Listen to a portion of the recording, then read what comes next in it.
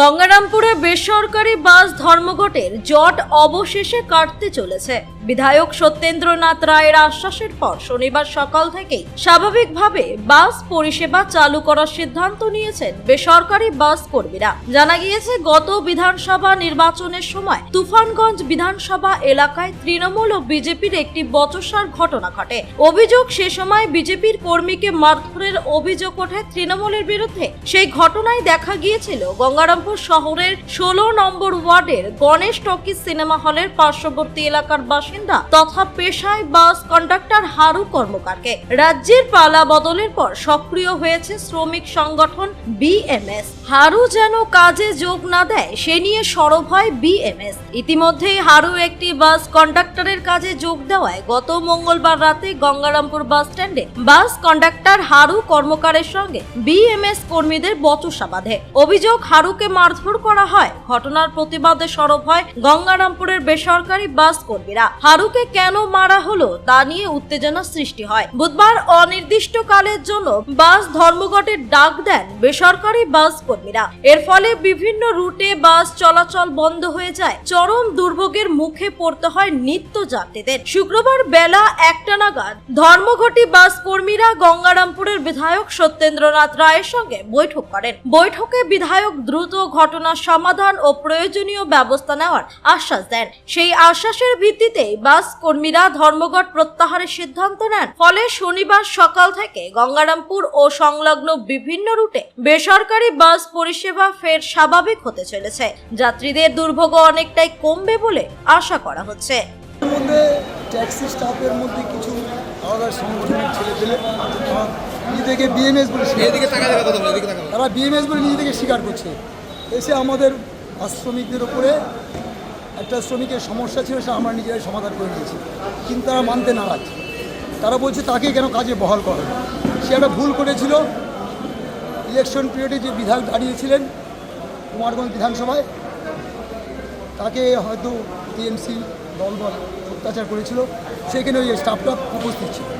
ফলে তাকে তার নামে ডায়েরি করা, তাকে অ্যারেস্ট করা। তাকে থানার থেকে পরে জানা যায় যে তিনি কোনো অপরাধ করেনি, তিনি হল প্রেজেন্ট ছিলেন। ফলে তাকে ছেড়ে দেওয়া হয়। সে কাজে যখন গাড়িতে কন্ট্রাক্টারি করতে যায়, তাকে বিএমএস থেকে নামিয়ে দেওয়া হয় যে তুমি অপরাধ করে তোমাকে কাজ করতে পাওয়া যাবে। যাই হোক, তিনি ওই স্টাফটা দু মাস বসে থাকার পরে তার অন্য সংস্থানের পথ হচ্ছে না, লাস্টে সে বিধায়কের কাছে গিয়ে ক্ষমা প্রার্থনা করে। উনি তাকে মঞ্জুর করে দেন এবং বলেন যে তুমি কাজ করো। দেখ, আমাদের কাছে বাসের স্টাফের কাছে এসে বলে আমরা তবুও ওর কথা বিশ্বাস করি। আমরা ঊর্ধ্বতন কর্তৃপক্ষের কাছে জিজ্ঞেস ওকে কাজে বহাল করি। এমতো অবস্থায় বিএমএস নিজেদেরকে স্বীকার করে, আমরা বিএমএস কথা অর্থ বুঝি না খুব একটা, যেহেতু পালা বদল হয়েছে। হ্যাঁ, বিজেপি পার্টি করি আমরা করি। এখন আমাদের মধ্যে স্টাফকে ওরা এসে মদ্যপ অবস্থায় মারধর করে।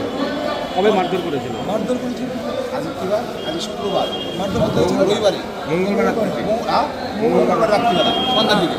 গত মঙ্গলবারে সন্ধ্যার দিকে, রাতে 8টার দিকে তাকে এসে বলে তুমি ওকে কাজে উঠিয়েছে কেন? ও বলছে যে আমি ঊর্ধ্বতন নেতৃত্বের কাছে আমি অনুমতি নিয়ে তাকে কাজে বহাল করেছি, তার সংসার চলছে। বলছে না তুমি কে হে ইত্যাদি বলে তাকে মারধর করে এবং বলে যে আমরাই অল ইন অল সর্বেশ্বর। সেই মতো আমরা সব স্টাফে যখন তাকে মেরেছে, তার প্রতি আমরা সংবেদনশীল হয়ে তা আমরা সকলে মিলে গাড়িটা বন্ধ দিচ্ছি। আমরা ফোন করবো যে এসে করে আমাদের অত্যাচার করবে, এটা আমরা নিতে পারি। এখন কি বাস বন্ধ আছে? না, আজকের থেকে আমরা এমএলএ সাহেবের কাছে গেছিলাম। উনি বলছেন আমি জিনিস থেকে টিকিট দিচ্ছি, তোমরা তোমাদের গাড়ি চালাও, পরিবহন ব্যবস্থায় সঠিক রাখো। কদিন বাস বন্ধ ছিল?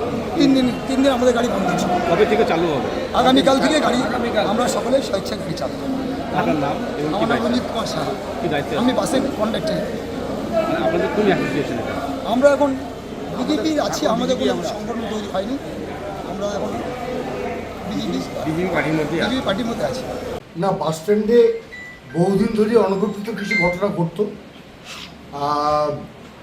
সেই ঘটনার পরিপ্রেক্ষিতে বাস কর্মীর সঙ্গে যারা জড়িত তাদের মধ্যে কিছু ঘটনা ঘটে, যেটা কাম্য নয়।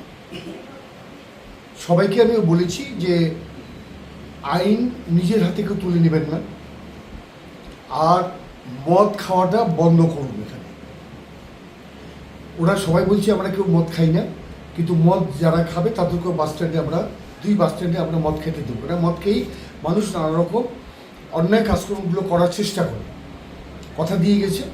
আমি ওদের অনুরোধ করছি যে কালকে থেকে আমি অশোক বর্ধন, দিলীপ বিশ্বাস, কৌশল দত্ত আমরা সবাই ছিলাম এখানে মিটিং করার পর বললাম মিউনিসিপ্যালিটিতে কাল থেকে আপনারা অনুরোধ করছি জনস্বার্থে বাসগুলো চালান, গাড়িগুলো চালান।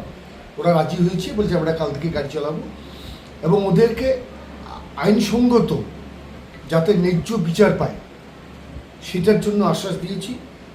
এবং সেটি আজকে আমার জেলার ঊর্ধ্বতন নেতৃবৃন্দ গঙ্গারামপুরে আসবে, বিকালবেলা 4টার সময় আমার আকাশ হোটেলে একটা মিটিং আছে, সেখানেই তুলব। এবং কাউকে বাস স্ট্যান্ডে মার দাঙ্গা খেয়ে, খারাপ জিনিস খেয়ে মার দাঙ্গা করতে দেবো না। সে আমার লোক কার লোক আমি দেখতে যাব না। কেউ মদ খেয়ে ওখানে কাউকে মারবে, আইন হাতে তুলে নেবে, এটা কাজ কেউ করতে দেবে না। এটা বন্ধ করার কথা বলেছি। আর বাসটা কাল থেকে গাড়িগুলো চলবে, এর জন্য আমি সত্যি খুব খুশি, তারা মেনে নিয়েছে। কালকে থেকে চলবে, তো পরবর্তী যা হবে সেটা সবাই মিলে আলোচনা করে ঠিক হবে। গঙ্গারামপুর থেকে অমিত মোহন্তের রিপোর্ট, কুলিক নিউজ।